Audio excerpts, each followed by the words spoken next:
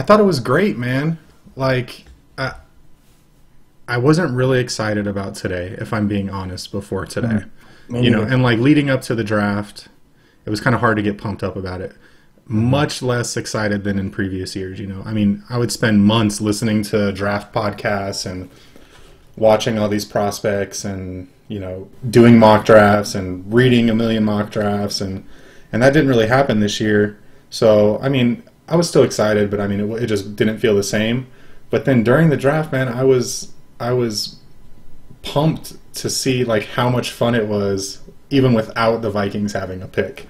Yeah. You know, like it was still really, really fun to watch. I mean, I probably enjoyed that more than, you know, 95% of other sporting events, you know, that aren't Vikings football, or even without the Vikings having a selection. So yeah, the draft is so cool, man. Yeah, I mean, and part of it, like, I get really pumped up about just being able to see these guys, I don't know, have the biggest moment of their life potentially. You know, like you get to almost share that with them, and you get to see them get all pumped up like that one guy. I don't know if you saw that. I missed that one. I saw the commentary about it, but he let one fly on live television. Multiple. Yeah.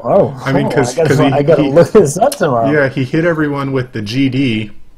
Well, first of all, he came down the stairs, which that's an interesting decision in itself, I guess, to have these guys walk down the stairs during this big moment. I mean, I feel like you're just kind of asking for something to happen, but so he comes down the stairs and he's holding this huge frame, which I guess is a picture of his grandma who had passed away. I'm not sure he said when she passed away. I felt like a while ago, but I guess on her deathbed, he promised her that he was gonna make it. You know, he was gonna get in the NFL, and so she passed away shortly after that. And so he brought this picture frame. But he was pumped. I mean, you could tell, like, he was very emotional. He was very pumped about it. As he was coming down the stairs, he was like screaming, and I told you I was gonna make it, and you know, hitting the picture frame, and then he gets down there and he finally gets interviewed with Prime, and I think he says he drops GD, and I was like, oh, okay, well, you could tell Prime was kind of taken back by it. And then he keeps going and he's getting more fired up, and then he drops the F-bomb, and I'm just like, holy crap. And Prime was like, I forget what he said to him, but he kind of put his arm around the guy, and he was like, look, man, I'm gonna need you to kind of wrap up all of this passion and focus it better, or something like that. And then the guy was like, yeah, you're right, but we made it. And he got all pumped again, and then he went off the stage. So that's funny, because it's like, what is the ramification for a person for doing that? I don't even know. Well, and like then the he FCC said, would get pissed. And then he said, find me then, or something like that. Okay. Like during Find the interview. Later. What was it? Find me later. Find me later, or something like that. Yeah. Yeah. It reminds me. My favorite one ever was Shaq. There was a halftime interview where he was just fired up, and he dropped like 3 F-bombs about the officials, and the guy goes, "Shaq, we're live," and he goes, "I know." He goes, "I don't give an F," and he just doubled down on it. It's like, oh my god. I mean, it was such an awkward moment, man, and I was laughing the whole time, and I felt bad for laughing because, I'm gonna let BJ in. Sure. There he is. There he is. No, let's go get it. I'm in Miami. We're live, BJ. So, all right, quiet. So you're on the air. So we don't want another one of those situations. Oh man. What was I saying? Yeah. I forgot what I was saying. There's our Winter Park correspondent. What's up, boys? Oh man, that's some unreal hair. Hey, we are live, just so you know. I don't know if you heard us just a second ago, but we're going. We're live. You're on. We're actually live streaming to YouTube right now. Yeah. Really?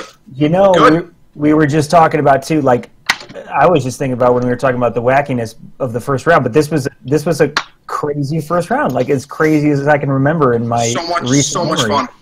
Yeah. How was it at Winter Park? Winter Park was very interesting. You know, it was one of those things where it was everyone in the Twin Cities media was there, sitting in a line, and just nobody had anything to talk about for 3 hours because the Vikings were mentioned twice, I think, over the course of the NFL Network broadcast, and one of them was about Mobo, which everyone just groaned at, and then there was one more reference about, I think, trading for 3 picks in the first round, and everyone was talking. Yeah. At that point, I don't know. It was weird because I literally covered nothing for 3 hours, and I honestly think the Vikings came out ahead.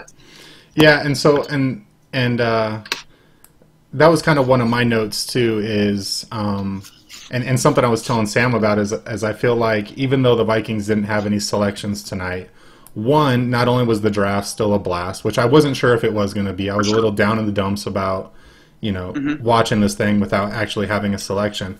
And then two, like you said, I think maybe we are in a better position than some teams that actually had first-round picks tonight, not even having a selection. I mean, the first thing that comes to mind is our friends in Chicago. I mean, right out of the gate, unbelievable. They swapped picks with the 49ers. The Bears gave up their 3rd overall pick, moved up to number 2, and they gave up their 3rd and 4th picks in 2017 and a 3rd-round pick in 2018. Really reminiscent of the, the 2011... Trent Richardson trade, I imagine? Yeah, the 2012. The Spielman and the Browns trade. Cool, yeah, moving up from 4 to 3. Because I feel like the compensation is pretty on par with what we got. No, the Bears gave up way more. The Vikings the Vikings got a 4th, a 5th, and a 6th from Cleveland, I think. Yeah, but Chicago basically mortgaged their mid-round stock for the next couple of years just to move up one spot, draft a guy that, I mean. Right. It's interesting because I think San Francisco swindled them there because I don't think they had any intention of taking Trubisky, and yet they were able to goat Chicago into moving up for an absurd amount of picks. It was just, it was really, that was the biggest head scratcher for me. I could not believe that move that Ryan Pace would make, given how hot his seat is already in Chicago. Well, maybe that's why he was just throwing a Hail Mary. And I think whether or not I agree that I don't think the 49ers were going to pick Trubisky ever, but the impression that I got was that whether it was real or not, John Lynch was creating the atmosphere that there was a lot of teams trying to trade up. And it's not whether or not the 49ers are going to take him, it's the possibility of someone could trade. Right. The 49ers could trade to someone else, get in front of the Bears and take. But I mean, I think the bigger topic of conversation is, and I don't want to spend too much time talking about the Bears, but why the hell are you taking this guy in the first place? So I wanted to ask you guys. You just brought in what's his name? Glennon. Paid him a ton of money. I mean, I think I saw someone on Twitter say how much money the Bears have now spent on the quarterback position at this point in the offseason, and they still don't even really have an answer there. I mean, I'm not sure anyone will tell you that they're 100% sure Trubisky is going to be the answer. So I think, honestly, I kind of disagree with you here. I think they gave up way too much. I think that it was an absolutely ridiculous move to do what the Bears did. But with that said, Mike Glennon is like the ultimate bridge quarterback because he gives you an opportunity to win, and he gives Mitch Trubisky an opportunity to develop. I mean, this is the guy that played 98% of his snaps in the shotgun. He needs to learn how to run out of the single back in the I form if he's going to have Jordan Howard in his backfield. So it makes a lot of sense for Mike Glennon to step in there, be the starter for possibly all of the 2017 season, and let Trubisky learn how to play NFL football and not just shotgun offense running, high-efficiency passing scheme that UNC ran that allowed him to, maximize his abilities. I don't think he's not nearly as accurate as his college film showed because UNC was setting him up for, success. And I don't think that he's set up the same way in Chicago. So a year of Mike Glennon makes a whole lot of sense. I agree with you. I thought that right away that it was going to be Glennon. Even though they gave up that much, I don't think they're going to start Trubisky from day one. I don't see how you can. And maybe one of you guys can answer this. And BJ, you kind of already did, but I don't understand what it is about Mitch Trubisky. There's a chance. I don't either. There's a chance that this guy could go on, develop into a good NFL starter. But at this point, based on everything we've seen, that seems like that would be the exception. That seems like that would be sort of what we're hoping for instead of this is sort of something we can project. Everything about this guy, Why? Over like a Deshaun Watson, who I don't know if he's going to develop into a good starter either, but it seems like he has a better opportunity. What is it about Trubisky? Here's the deal with Trubisky. So 3 months ago, I locked in Sean Watson as my number 1 quarterback prospect for this year. I spent, the next 3 months trying to figure out why Trubisky was being ranked as the number 1 overall prospect by all these national media analysts, all these, very, very smart, savvy draft analysts that we, across Twitter, across the internet, whatever it is. I watched every single snap available of Mitch Trubisky that I could find on Draft Breakdown, YouTube, all of it. I slowed it down. I watched the footwork. I did everything, and I don't see it at all. I think he's the number 4 quarterback prospect in this class. I think that Watson is the number 1. I thought Kaiser has the highest ceiling and could end up being the best player, but he comes with some risk, so he needs a good system. I think that Patrick Mahomes, if you put him in the right situation, and he absolutely landed in the perfect situation sitting behind Alex Smith with, Andy Reid as his coach, he could be the best one of them all as well. I just don't see Trubisky as even on the same radar as some of these guys, honestly. And, I mean, it's not that I'm, a Vikings fan, I'm hating on the Bears. I just don't see it. I think it's a very bold move that's going to play out very poorly for Chicago. I don't think Dowell Loggins is set to run an offense around that guy. And, I mean, Mike Glennon is Mike Glennon. Chicago had a great opportunity to make a splash pick and not give up the house with, draft Malik Hooker, fix your secondary. And they traded everything to get a quarterback that is the farthest thing away from a blue-chip prospect that we've probably seen since, I don't know, Jared Goff last year. It made no sense to me. It makes 0 sense to me. Yeah, yeah, I think it kind of befuddled everyone. I haven't really had a chance to go look at the Chicago Bears fans, general reaction, but I imagine it's probably not great. I think they showed the war room during not the war room, but the fans during the pick, and they didn't seem too pleased about that one. And I can't blame them because I wouldn't be either. So I think moving back to the Vikings, I think one of the biggest stories coming out of the first round is that the first round played about as well as you could have wanted it to go for the Vikings. Early on, we saw a ton of run at skill position players. So we had a lot of QBs go before we expected them to go. We had a lot of wide receivers go before we expected them to go. We had running backs go. I think the running backs were kind of expected, but anyway, you saw a lot of defensive players fall out of that first 12 to 15 picks. And then later in the draft, and middle and later of the draft, you started to see, people kind of correct and go back up and select those defensive players. But what ended up happening is a lot of Sam ended up getting pushed down the board to the Vikings. A lot of ham on that table, baby. So, just waiting, prepping. It dry rubbed for tomorrow. Exactly, and it would have gone even better, I think, had what's his name, the last pick, the Saints. Ramczyk. Yeah, Ramczyk. Ryan Ramczyk. Because then you'd have had a lot of talent on the board tomorrow. Sure. But I think the Vikings are still in a position right now where some of these guys are going to fall to them tomorrow. And I think they're sitting pretty. I don't know. What do you guys think? Yeah, I think the biggest story on that front, at least, is Vikings fans are concerned, and the stuff we've talked about for the last 3-4 months is that Forrest Lamp's still on the board. That doesn't mean we're going to get him. That doesn't mean he's going to fall at 48, but obviously that just slides everything else down. Austin made a great point on Twitter, on Slack. Cam Robinson's still available. I hadn't even considered Cam Robinson because I thought there was no chance he'd be pushing down into the second round, and we'll see, because Brett and I were talking about this beforehand off air, was that there's a handful of teams right at the beginning of the second round that are offensive line needy, so that could rain on our parade, but right now it's set up well. I don't know. I'm not sure if there's a chance we'll trade up, but even, we're talking about Forrest Lamp, Cam Robinson, stuff like that, that's not even getting to Dan Feeney, which was kind of our hopeful, I hope he's around at 48. Now it's looking pretty good. I love Lamp.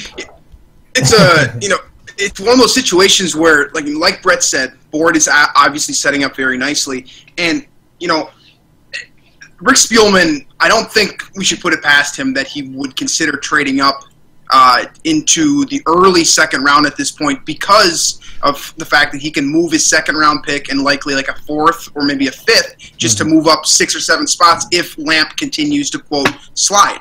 I mean, you guys can take it for what it is, but Spielman already tried to trade up at 26 and 31. And sources. BJ's got sources, baby. Yeah. Vetted, too. 560 followers on Twitter. Breaking news. You don't need to believe me. I don't really care. But Spielman tried. You only have 560 followers on Twitter? Oh, I reset my Twitter account, but we need to change that. Throw your Twitter handle out there right now. We need to like. All right, but here's the deal. Here's the report. If you choose to believe it, Vikings tried to move up at 26. Was the first time they tried to do it with the Seattle Seahawks. They didn't even make an official offer at 26. They were just in discussions with it, periodic discussions. And then at 31, when it became very realistic for to move a second-round pick and one of their third to move up roughly 17 spots, Spielman entertained and officially offered. Made an offer to the Seahawks, but the deal breaker was that John Schneider decided that he didn't want to move all the way down to 48 in the second round because he wanted to have an early pick in the second round, which is why he ultimately went with San Francisco's offer. I don't have any confirmation on this, but the thought was that he was looking to either get Forrest Lamp or move ahead of the Saints to get Ryan Ramczyk. Those are the two prospects that were made known to me. And like I said, take it for what it's worth. But that's what I was told, and I trust the guy that told me it. So, right. I even saw people picking up your reports on Twitter and reading. I love it, dude. It's hilarious. It's hilarious. So this is legit stuff we're talking about here, man. You're talking about that second, third round pick and the second rounder to move up and get Forrest Lamp. I would have taken that in a heartbeat. It was 48 and 83, from what I know, was the offer on the table. And the difference maker was the fact that Schneider didn't want to move all the way down to 48 because I don't know who they're looking at. I don't have absolutely no clue why Seattle was afraid to move that far back. But I imagine they have their eyes set on a guy that's, they probably have 3 or 4 guys left on their board, and 2 of them are still sitting there now. I imagine Ryan Ramczyk was probably on their board as well. Honestly, I wouldn't put it past Seattle to draft Forrest Lamp and a couple picks here. It's funny because, we had talked about the Vikings trading back up into the first round a few times and the probability of it and whether or not we even wanted it. And I was kind of on the side of it's going to cost too much. Let's just see how it plays out. There's going to be some talent there in the second round. Right. And then the draft happens and it plays out the way it did and your emotions get into it and your blood gets flowing. Trade it all. You're like, Lamp's there? Come on, you got to go get Lamp. By pick 31, I was like, Spielman, you got to make this thing happen, man. And I kind of still feel that way after the fact. I mean, had we been able to make that trade, obviously the 5th-year option. That's a huge difference maker. And we know Spielman's talked about that in the past and the importance of moving into the. I mean, it's his MO. He does it all the time. He moves into the end of the third round. And that's kind of when we were talking, and I saw the Seahawks at the end there, and then they moved back even farther. When they were at that 31 pick, I was like, man, the odds of us trading into the first round now just skyrocketed because you got the Seahawks, a trade partner, a proven trade partner of the Vikings, sitting right there at the end of the first round where we can get that 5th-year option for probably not at a high premium. And one of the things I was thinking about too is, do you guys think the trading into the 31st or 32nd spot would be cheaper than now trading into the 33rd? Now, I think it's worth mentioning that we're not going to be able to trade into the top of the second round now because the Packers traded with the Browns, and the Packers now own the 33rd pick of the second round. So that ain't going to happen. The Packers aren't going to give us that pick. So I think we're looking at the 34th pick now. But I guess my question is I think the 31st and the 32nd pick may have been able to come cheaper to the Vikings than the 33rd or 34th because teams have now they have a night to think about everything, right? Yeah. Like holding that 33rd pick, you kind of hold the keys to the beginning of the second round. It's almost like holding the first overall pick in the second day. It is. So and with so much talent still available, right? And teams walk away and they look at their boards and they're like, "Man, we really, really like that guy."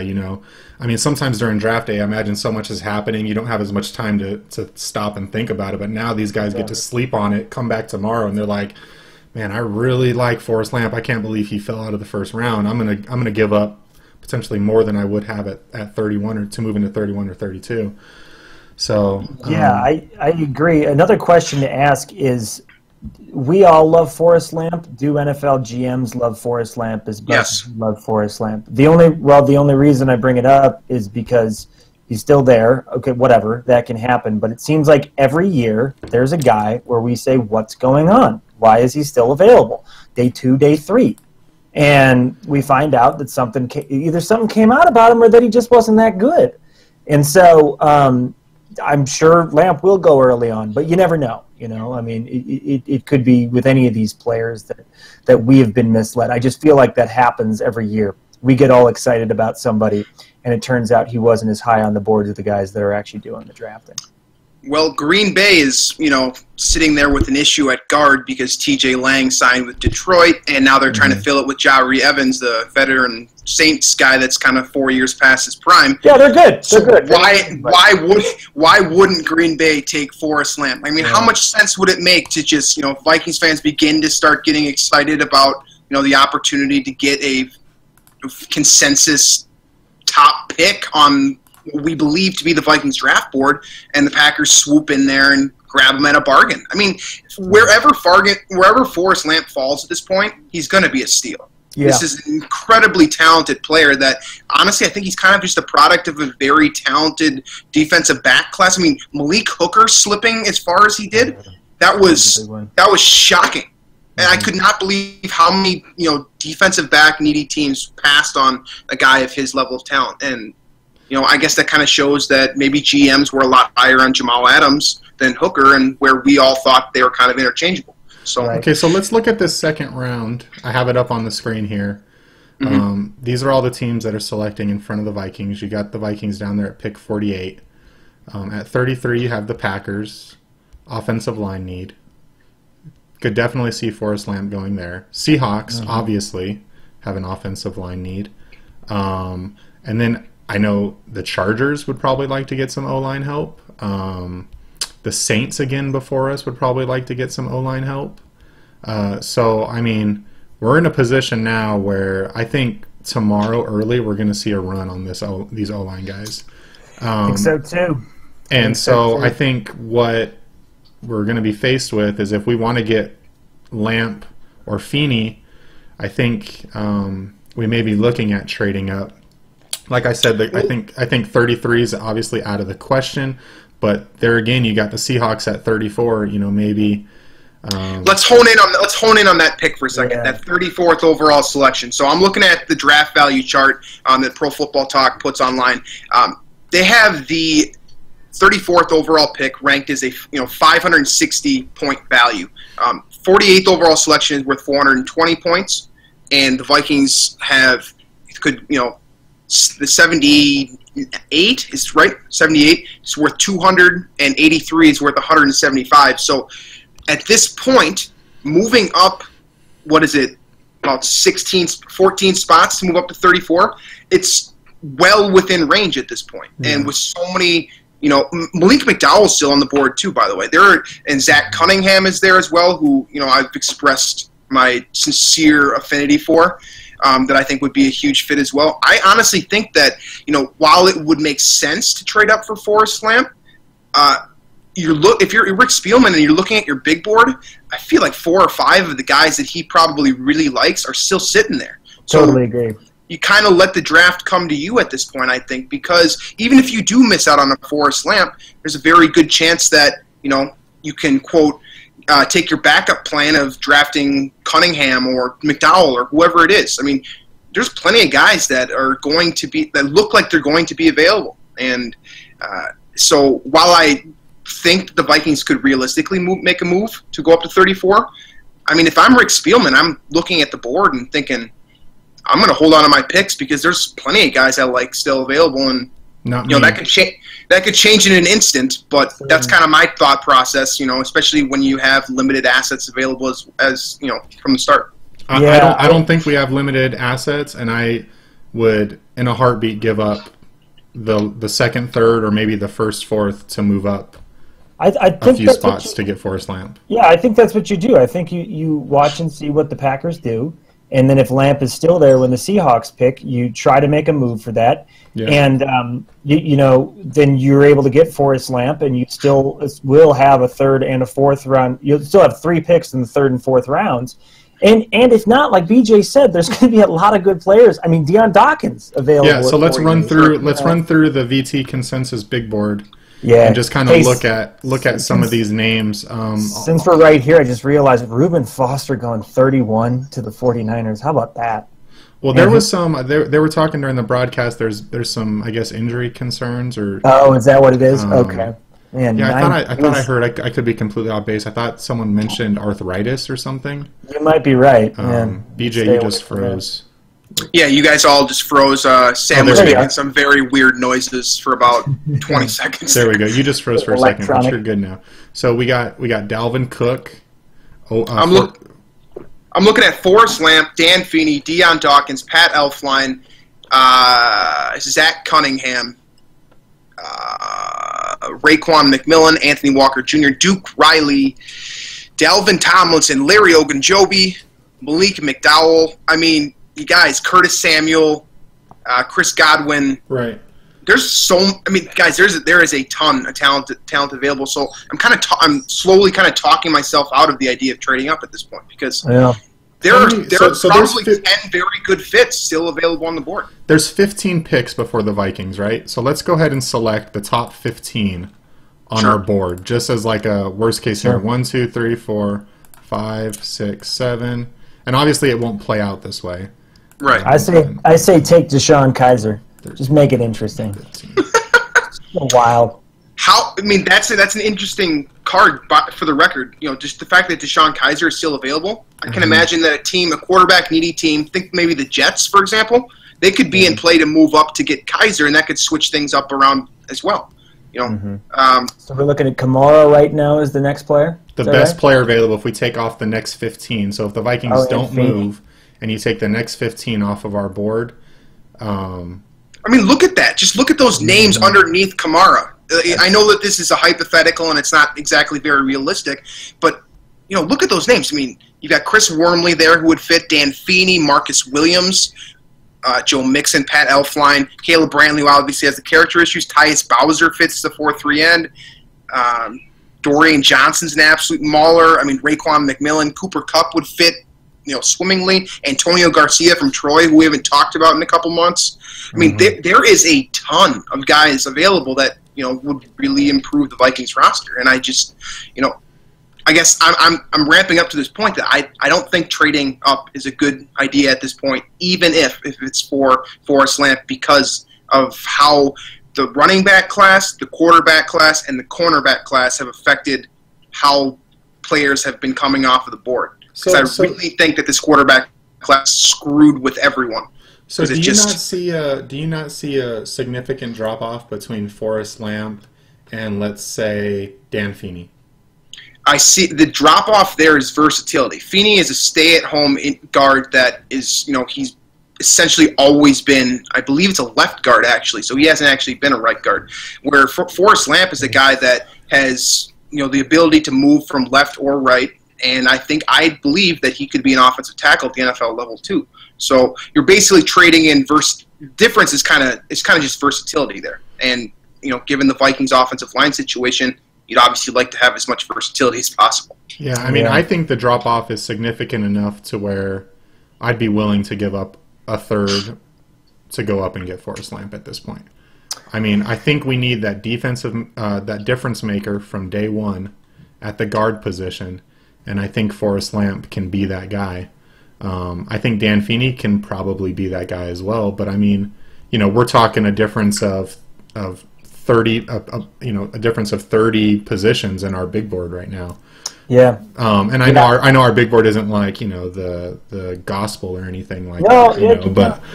But it looked it did pretty well day one. It looks like it. Look at this. It was pretty consistent with the way things played out in the first round. So, and the reason why Dalvin Cook probably slipped was because of that shoulder issue that I imagine is probably a lot more severe than we all thought. And there's probably a reason why he fell as far as he did. And Malik McDowell obviously has the character issues, so there's an explanation for him. Cam Robinson has failed drug tests and some character issues on his. Honestly, the first guy here, other than Lamp, is Obi-Wan Kenobi. He's the only other guy on this board right now that doesn't have a reason for why he might have slid. As a whole, I think this consensus board. I mean, Quincy Wilson is garbage, so he shouldn't be there at 35. But the rest I'll of just it. Delete that row right now. I'm just going to delete it. You said it was garbage. It's gone. I love that. He's gone. He's been removed from all draft boards across the NFL. Poor Perfect. guy. He just ruined his life. The power. Brett, that's what that crown does for you. That's what spending a day at Winter Park does, I guess, huh? For me, come back and start throwing guys off the big board. They've worked their whole life for it. I'm gonna go ahead and add him back. If you can get away with giving up a fourth and moving up, to me it's a no-doubter, just because of what you said, Brett, about just being able theoretically solving that problem at one of the guard positions. And the fact that this team, I know what the record last year was what it was, but the team is not that far away. We're not trying to rebuild everything. Right. And so if you can get a slam dunk answer on the offensive line, I'd have to say go with it. But giving up a third, who knows? Like we've been saying, there's going to be a lot of talent available. And, that's going to continue to push down the board in these following rounds. Let me just float this idea out here, right? I was thinking about this earlier today. So the right guard position is obviously it has value, and the Vikings have an issue there. But is it compared to other positions, specifically 3-tech and I guess weak side linebacker, the value of the position and its importance in winning football games is it's not that big of a deal. You can plug in a Joe Schmo at right guard and run away from it, or you can my point here is you can get away with subpar talent at right guard. So why would you not consider drafting a linebacker here, which has considerably more positional value and is well within range at this point, and then just get your right guard in the third or fourth round, and a guy like Ethan Posich or Pat Elflein or a lot of these other guys that we've discussed so many times. I'm just starting to think that the right guard position, while, it's a hole, and I don't want Jeremiah Searles starting any games ever, but is it a bigger hole than outside linebacker? I don't think so. I would say yes, only because if we're talking about positional value, look at the amount of snaps you're going to play in a game. You're playing all the offensive snaps theoretically at guard, and you might be playing 30, 35% as the third linebacker, maybe 40, maybe 50, but I understand what you're saying. That's true. That's a huge hole in the defense, and that's a position that needs to be addressed. But I don't know. I mean, you're right about all these things. 3-tech is important too, and that's why I think that we kind of learned this lesson in our mock draft, that if we start trying to kind of aim in these rounds about we need to take care of this and we need to take care of this, it's almost like especially if we're not trading, we just let these things fall to the Vikings. Right. And hopefully you can fulfill all of those. We got Raekwon McMillan in the third round. With Dan Feeney, that's a pretty solid second, third round theoretically. Absolutely, that's 2 impact players. On day 2, that's a most drafts. You combine that with a first round pick, and that's an absolute slam dunk draft right there. I don't know, man. I mean, I'm just starting to. I'm starting to convince myself that right guard is not that big of a deal, and that we need to start looking more towards guys like Malik McDowell and Zach Cunningham, who can have a definitive impact at 3-tech or outside linebacker immediately. And I think, in my opinion, based off what I've read, what I've watched, all that kind of thing, all that kind of stuff, I think that an outside linebacker would have a greater impact in terms of moving this team forward and getting to closer to being a Super Bowl contender than a right guard would, strictly based on positional value, because right guard can be you can hide your issues at right guard.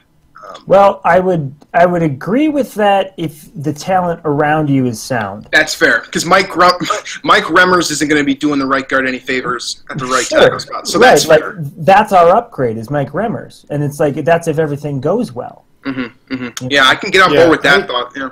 I can't stand it when I hear this take that the O-line is fixed.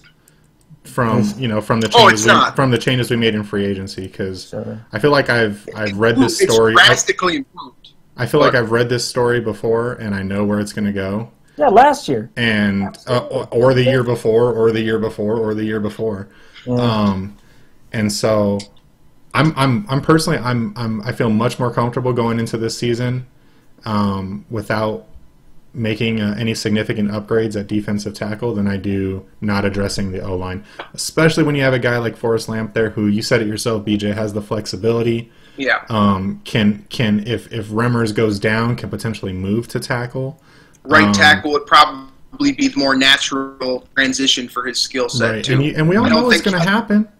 We all know it's going to happen. Oh, right? yeah, It's definitely literally happen. a matter of time before it happens. So why? Vikings are one injury away to Riley Reef to being right back where we started. Yeah. You know, So we have Right. the opportunity in front of us right now, day 2.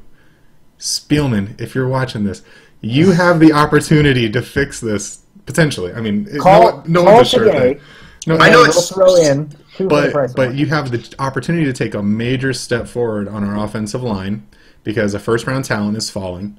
And if Green Bay doesn't take Forrest Lamp tomorrow, I'm going to be standing on my couch screaming at the TV to go up and get him. So, that's just DJ, me. don't you feel okay at 3 technique with Detone Jones and Tom Johnson? And then that's kind of why I I pulled this feel up too. I feel okay, and I feel better after that report came out that Tom Johnson is, quote, fully recovered from his hamstring injury, because I thought that was going to be a more impactful issue, because hamstrings injuries linger, especially for veteran players, especially for guys that burst off of that, those hammies as for a job.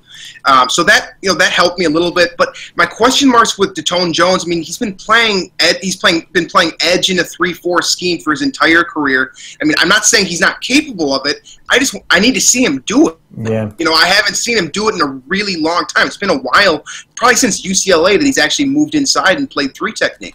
I think he absolutely has the talent, but the unknown scares me. Same way that the unknown at right guard scares everyone in Vikings Nation. Yeah. It makes me nervous, and I think that McDowell is such a special talent, and his character issue is so fixable by a guy like Mike Zimmer that it's just such a home run pick that I don't think that you can pass that up. Okay, so what do you think about this, BJ? And by the way, Sam, I know you mentioned that you didn't have a ton of time. Sure. So, yeah, I mean, I'll stick around for a few minutes. Okay, if you need to go, I'll just ghost. I won't even say anything. I'll just be out. Well, let's just wrap this up. Let's just wrap this up real quick. Yeah, I mean, so all I was going to say really quick is I just highlighted a couple players on the screen here that are kind of, per our board, project to be around our 3rd round pick.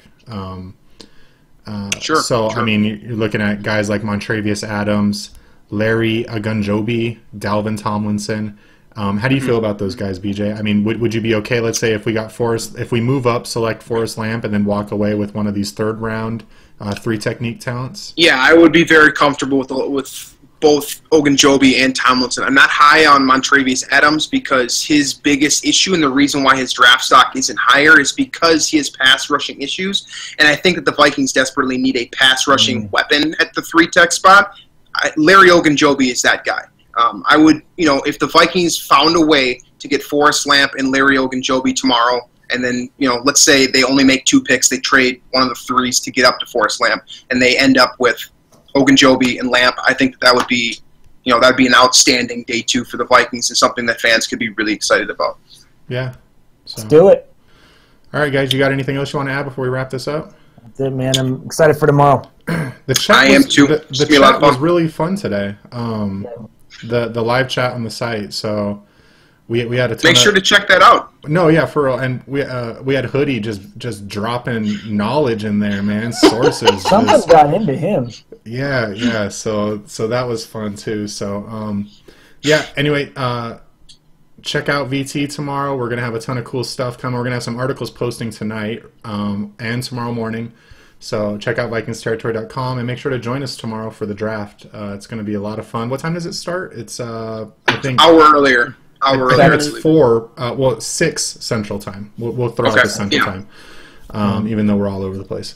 But yeah, come join the live chat, and And let's go get Forrest Lamp tomorrow. What do you guys say? Can we exit on that? Can we? I'll co-sign on that. I love I like Lamp. No. All right, whatever. We all love Lamp. All right, guys. We all do. All right. We'll see you guys Hey, later. Oh, before you guys hop off here, you don't need to be recording anymore. Sam, do you want me to do the best available options? If you would like to, yes. Okay, I certainly can, but it seemed like you may be interested, and I know you have. Yeah, I am. Yes, I am interested in doing it, and I don't have that many great ideas. So Perfect. my plan is to do best available, and then I'll do some sort of reaction to the first round. Cool. That'll be my plan for tonight. I'm totally leaving All right, this. I'm leaving that in. I'm not editing anything out, and I didn't stop recording. So We're still on. It's fine by me. They're seeing our outline. They're seeing our planning ability. They know how hard we work to get them content. Good. That's right. Record all that. It's midnight where BJ is, and he's still going like it's 9 a.m. It's draft week, man. 100 miles an hour all the way through the weekend. This right, was guys. fun, boys. Another one tomorrow, maybe? absolutely. Absolutely. I feel like we should. So Sounds good. all right, See you guys. guys. Thank you. All right, then. Later, guys.